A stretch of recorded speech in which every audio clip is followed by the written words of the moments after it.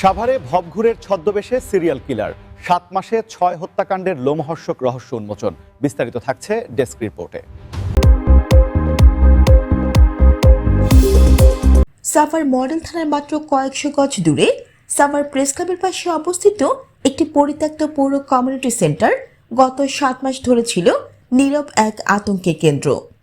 একের পর এক মানুষ নিখোঁজ হলো, কেউ ভাবতেও পারেনি সেখানে সংঘটিত হচ্ছে ধারাবাহিক নৃশংস হত্যাকাণ্ড। অবশেষে গত রোববার 18 জানুয়ারি ওই ভবনের দ্বিতীয় তলা থেকে আগুনে পোড়া দুটি মরদেহ উদ্ধারের মধ্য দিয়ে দীর্ঘদিনের অজ্ঞাত রহস্যের পর্দা সরে যায়। তদন্তে উঠে আসে চাঞ্চল্যকর তথ্য। হত্যাকারী কোনো পেশাদার অপরাধী বা বহিরাগত নয়, বরং থানার আশেপাশে ভবঘুরের ছদ্মবেশে ঘোরাফেরা করা এক পরিচিত মুখ। সিসিটিভি ফুটেজ ও গণমাধ্যম কর্মী ধারণ করা ভিডিও বিশ্লেষণ করে দেখা যায় এক ব্যক্তি কাঁধে করে মরদেহ বহন করছে। স্থানীয়দের কাছে সে পরিচিত ছিল নিরীহ ভবঘুরে হিসেবেই। পরে অভিযান চালিয়ে পুলিশ আটক করে মশিউর রহমান খান সম্রাটকে। প্রাথমিক জিজ্ঞাসাবাদে সে স্বীকার করে গত ৭ মাসে একই স্থানে ৬ জন ভবঘুরে ও অসহায় মানুষকে পরিকল্পিতভাবে হত্যা করেছে।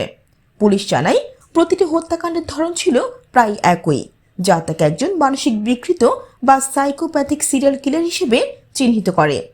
দৈনিক মানব জীবনের প্রতিনিধি সোহেল রানা ধারণ করা একটি ভিডিও তদন্তে গুরুত্বপূর্ণ ভূমিকা রাখে। ওই ভিডিওতে নিজেকে সোনিয়া নামে পরিচয় দেওয়া এক নারীর সঙ্গে সম্রাটকে দেখা যায়। মাত্র 2 দিন পরে ওই নারীর আগুনে পোড়া মরদেহ উদ্ধার হয়। ভিডিও ও সিসিটিভি দৃশ্য মিলিয়ে হত্যাকাণ্ডের সম্রাটের সরাসরি সম্পৃক্ততা নিশ্চিত হয়। থানা, সেনা ক্যাম্প ও সরকারি কলেজের কাছাকাছি এলাকায় এমন ধারাবাহিক খুনের ঘটনায় পুরো সাভার জুড়ে চরম আতঙ্ক ছড়িয়ে পড়েছে। পুলিশ জানিয়েছে আসামির 164 ধারায় জবানবন্দি গ্রহণ করা হবে এবং ঘটনার পেছনের প্রকৃত উদ্দেশ্য ও মানসিক কারণ খতিয়ে দেখা হচ্ছে। ভবিষ্যতে এ ধরনের ঘটনা ঠেকাতে এলাকাটি বিশেষ নজরদারির আওতায় আনার কথা জানিয়েছেন আইনশৃঙ্খলা বাহিনী।